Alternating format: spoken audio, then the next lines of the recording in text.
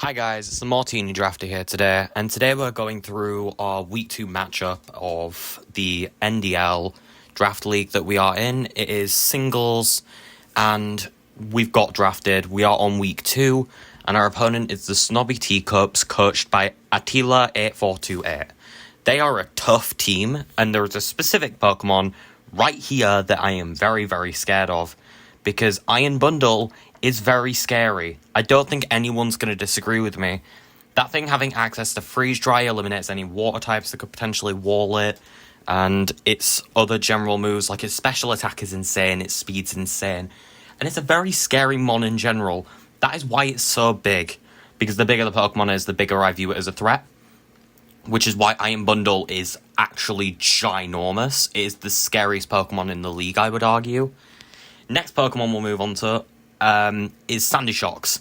This is their second scariest Pokemon. I think this thing is very scary, and I think it's very much so coming.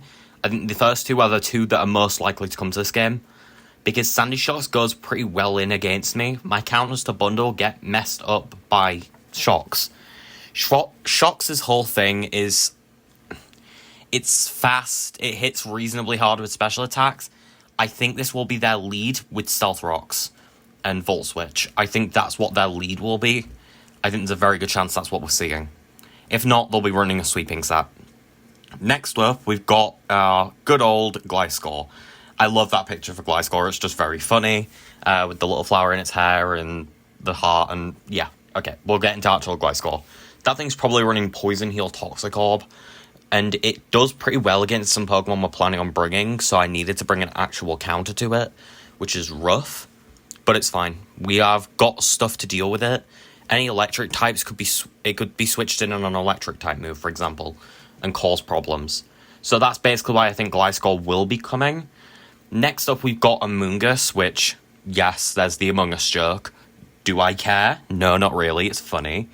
Amoonguss, I don't think is coming to this game. Its main reason for coming would be Spore, but I'm pretty sure Sleep Clause is on. So they'd only be able to do it limitedly. They'd be limited in what they can do with a certain couple Pokemon on that we've got to fight today. Amoonguss is a scary Pokemon, I'm not gonna lie. It hits reasonably hard, but its low speed makes it less of a threat. So next we're gonna move on to Tyranitar. You might be thinking this thing looks out of place, and to that I agree with you, because this thing is not running Sandstorm.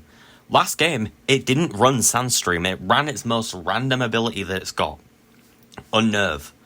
And I did actually make notes on their previous week. They are on the next slide. And Tyranitar kind of popped off.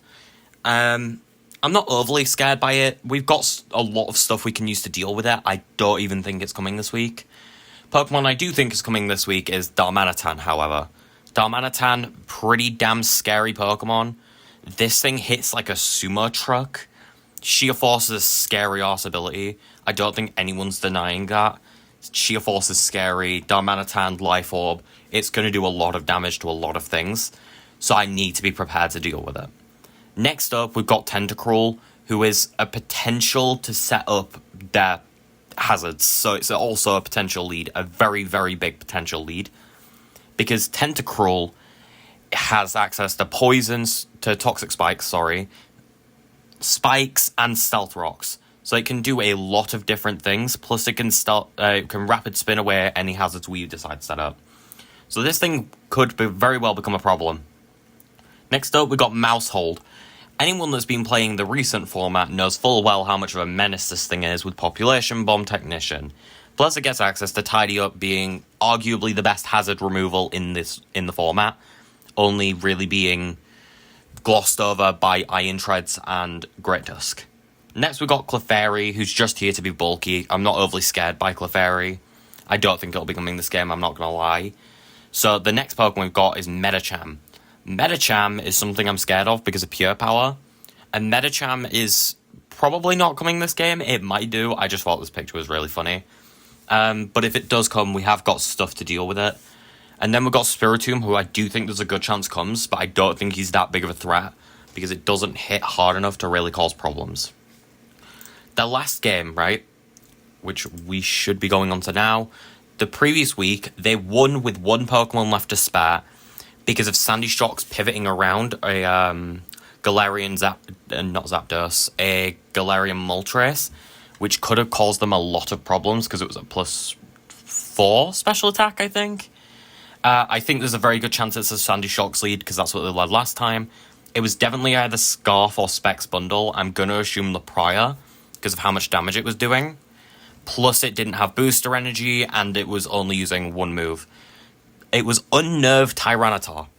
That is a very good offensive ability because no berries, but it's a very interesting ability, I'd say, because it's not doing that much. It's just a normal ability, really. Tyranitar looked like it was choice banded because it just spammed knockoff, but it only used it twice, so I'm not 100% sure. And Carmine Slowbro could very well be coming, which I didn't put down Slowbro for some reason. I think they might have made a trade over the week, and that means Slowbro's probably not even here anymore. So we're starting ours with Enel, the Kilowattrel. Kilowattrel is planning on being one of the most, if not the most useful Pokemon this week. Blunder Policy plus Hurricane, I would prefer Zap Cannon, but it doesn't get Zap Cannon, means that if I miss my move, which there's a good chance I do, I get a +2 to speed.